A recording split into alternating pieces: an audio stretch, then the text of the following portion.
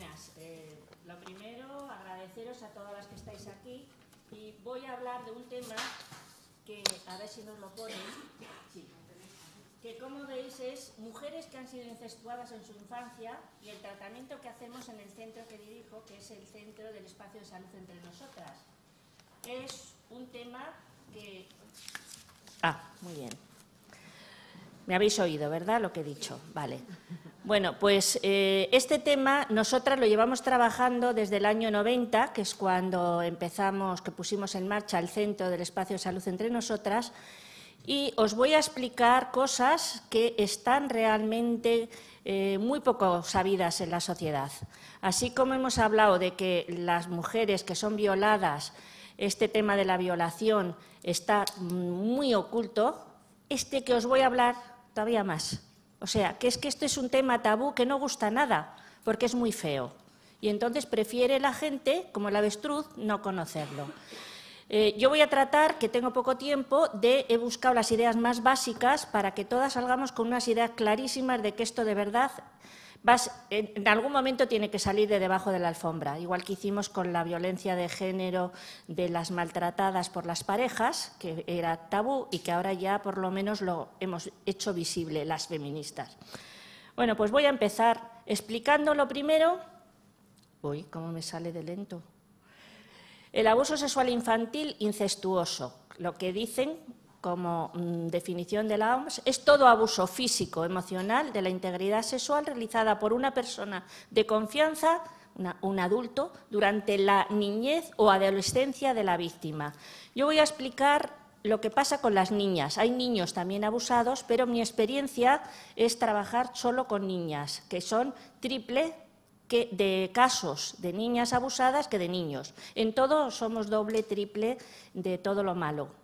El sistema patriarcal nos afecta a nosotras de una manera muchísimo más fuerte. Entonces, los factores de riesgo para estos abusos sexuales infantiles, lo primero de todo es ser niña, ser mujer.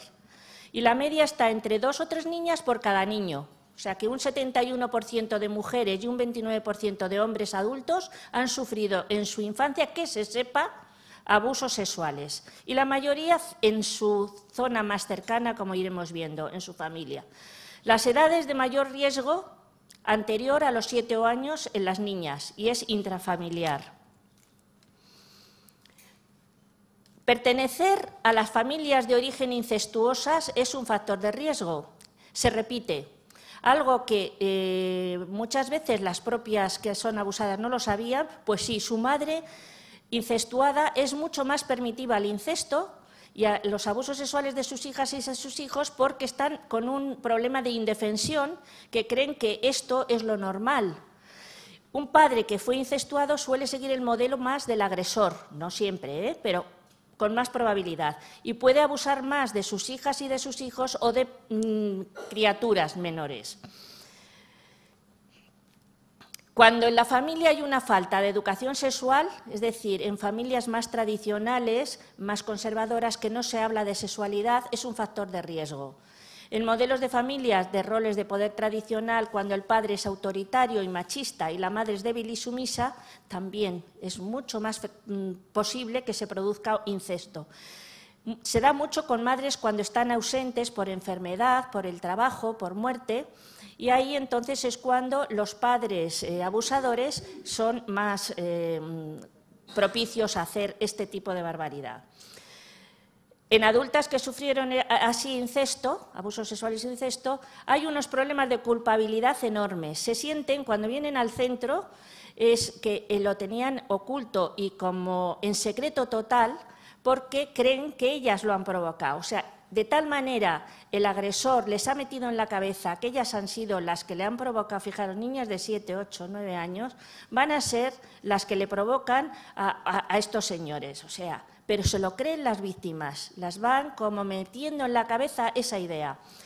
Entonces tienen dificultades de mayores para la adaptación a la vida social y las relaciones interpersonales tienen unos desajustes muy grandes, tienen sentimiento de aislamiento, de alienación y de diferencia con respecto a las demás mujeres.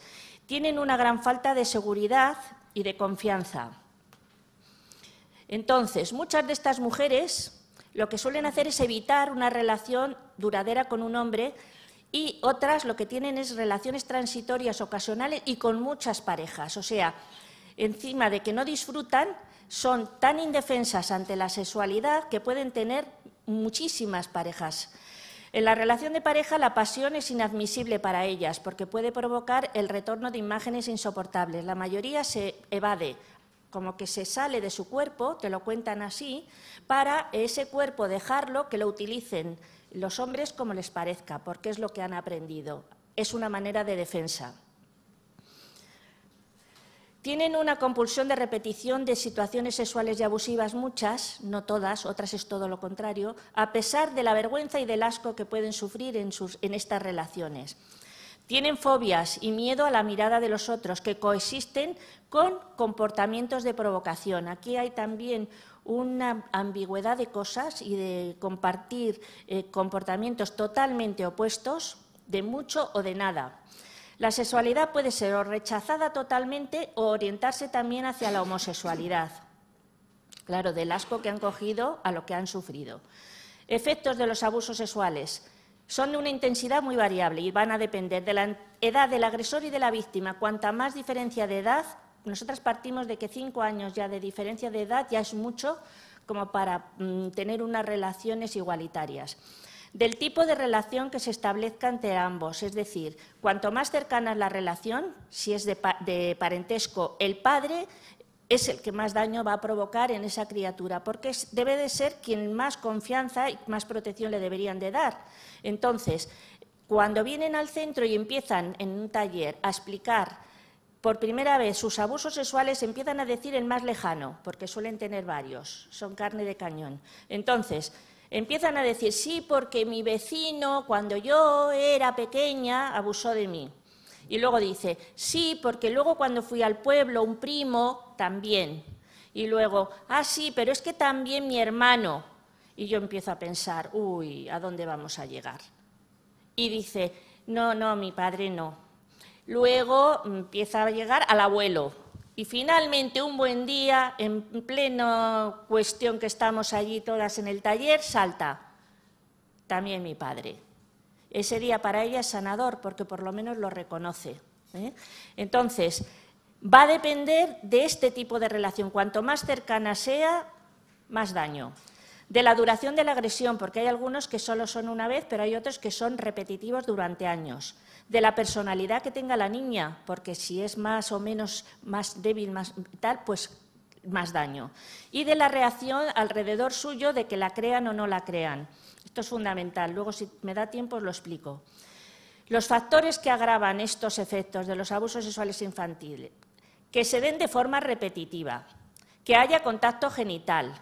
Es decir, hay algunos abusos que no llegan a tener contacto genital, pero que les hacen un daño tremendo. Hay veces que hay penetración, pero otras veces no la hay. Cuando hay empleo de la fuerza, también es peor. Cuando el agresor sea el padre o el padrastro, que sea hombre, que sea adulto, y que la víctima no reciba apoyos familiares, que la víctima tenga además que dejar el hogar. Fijaros que es cruel, que en un momento cuando la víctima puede llegar a hablar, que les cuesta muchísimo, alrededor pueden hacerle ver que ella es culpable de deshacer la familia y la que tiene que salir de ese entorno familiar, en lugar de ser el abusador, es a la criatura, y la criatura puede empezar a decir que se lo ha inventado al ver todo este desorden familiar. Yo cada vez que veo en el periódico que a una criatura dice, ay, no, es que me lo inventé porque resulta que como me enfadé porque mi padre no me hizo no sé qué, no sé cuántos, lo inventé. Digo, ay, pobre criatura. De inventar nada, lo tiene que decir para volver a todo el orden familiar y que todos se queden tranquilitos y contentos. Las miserias que produce el incesto. Viola en la niña o en el niño su expectativa fundamental de que su progenitor, padre, madre, hermano mayor, etcétera, es un adulto protector. Esto es lo peor. Más todavía que lo que es el hecho en sí del acto sexual es esto. Se quedan sin confianza, no confían en nadie. Con nosotras, para llegar a que le puedas tocar, tocar solo así, yo me lo primero sé que tengo que tener un gran respeto hasta que pueda en un momento ver que para ella existe la confianza, porque si no se ponen...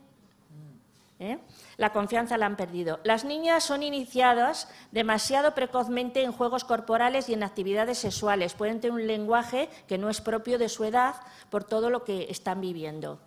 El silencio que le impone el adulto viola la primera ley de higiene mental, de poder compartir todas las emociones vividas con personas de su confianza.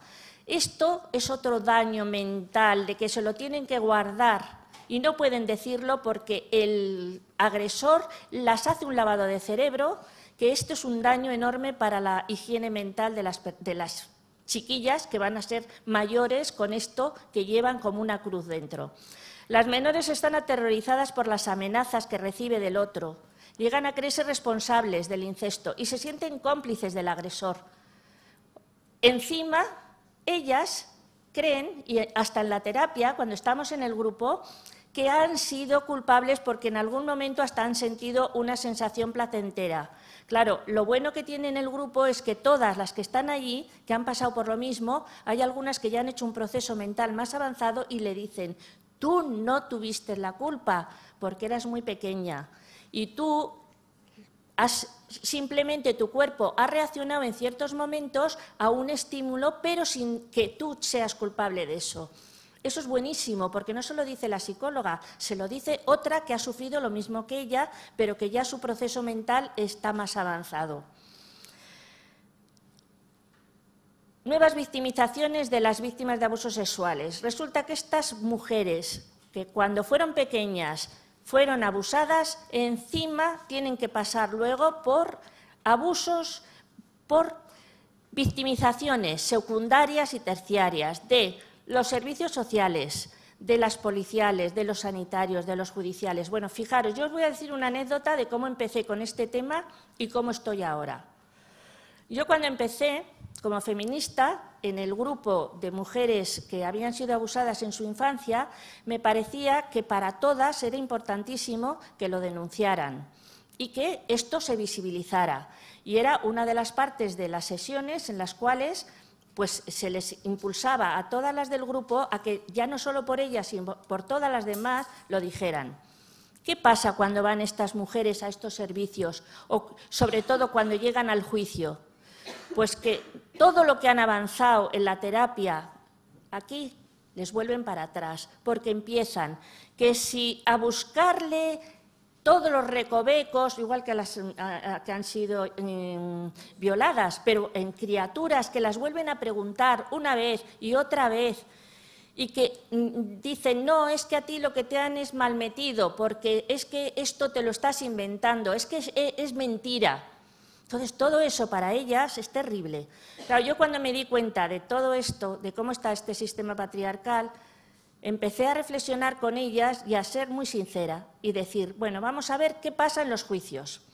Y entre todas veíamos y analizábamos lo que pasa en una sesión y qué es lo que les van a decir. Y entonces yo les decía, bueno, de momento cada una que vea su proceso, que nadie os juzgamos, que bastante habéis tenido hasta ahora como para que encima os echemos otro peso de responsabilidad. Yo como feminista quisiera que esto se viera, pero vamos a esperar a que cada una vea si es su momento y si no lo es, pues tranquilas, no pasa nada. Seguiremos luchando todas las que podamos para que esto se vea. La cuestión es que he tenido la satisfacción de que algunas, no en ese momento, sino que posteriormente, cuando ya están fortalecidas y bien, han venido a decirme, yo ahora sí puedo. Y yo ahora he buscado al médico no sé qué es la prueba, qué tal, porque yo esto lo voy a hacer por todas las demás. Digo, perfecto. O sea, no es por venganza, sino que es por salud mía y por todas las demás mujeres, para que esto se sepa. Así que en esta dirección, nosotras ahora no presionamos a ninguna mujer que ha sido incestuada en su infancia, porque realmente bastante tienen y nadie tiene por qué ser una heroína a costa de su propia salud mental. Esto si queréis luego lo hablamos. Bueno, el trabajo terapéutico que hacemos en el espacio entre nosotras. Lo primero, una entrevista diagnóstica, de ahí vemos el itinerario que le corresponde. Hay algunas que empiezan por este tema, pero otras no. Otras empiezan primero por un tema más general de ver el por qué las mujeres estamos con muchas más depresiones, etcétera, para ir preparándolas. Empiezan en una terapia individual, luego pasan a talleres y de ahí sacamos luego nosotras la investigación de datos y resultados. En la entrevista diagnóstica se hace una información del estado general, la salud, la historia de vida, el análisis que recogemos de datos y la determinación que nos parece más adecuado para ella. Bueno, no me voy a meter en los distintos itinerarios, que es muy técnico. Hay unas que sí son conscientes cuando llegan, demandan la ayuda directa para este tema, otras cuando reconocen después de haber sufrido el abuso sexual, pero que no es consciente de sus efectos, demanda otro tipo de servicio nuestro. Y luego cuando hay otras que tienen dudas y niegan que lo han sufrido. Es muy normal que tengan amnesia, llamamos amnesia psicógena, o también por miedo a enfrentarse a estos hechos que sabe que va a producir en su familia y en todo su entorno un verdadero terremoto y no desea trabajarlo. Los objetivos, nosotras con las que ya quieren hacer este tipo de terapia, es aprender a nombrarlo primero y a definir su problema, este que le han creado, romper el silencio, eso es lo primero. Después ya pasamos a que puedan identificar cuáles son los efectos de ese abuso en su vida, tanto desde pequeñita como hasta la actualidad. Luego reconstruir su sexualidad y, sobre todo, recuperar la confianza perdida, que esto es lo más difícil. Desculpabilizarse, esto también es muy difícil, y autovalorarse situando las responsabilidades del abuso sexual donde están, en el agresor, no en ellas. Aprenden a tener el control sobre sí misma y sobre lo que les sucede. Y, sobre todo, sanar de las heridas y pasar de víctimas a ser sobrevivientes. Fijaros, yo siempre les digo que esto es como una herida muy fuerte, no va a quedar totalmente limpia, pero sí una cicatriz bastante aceptable.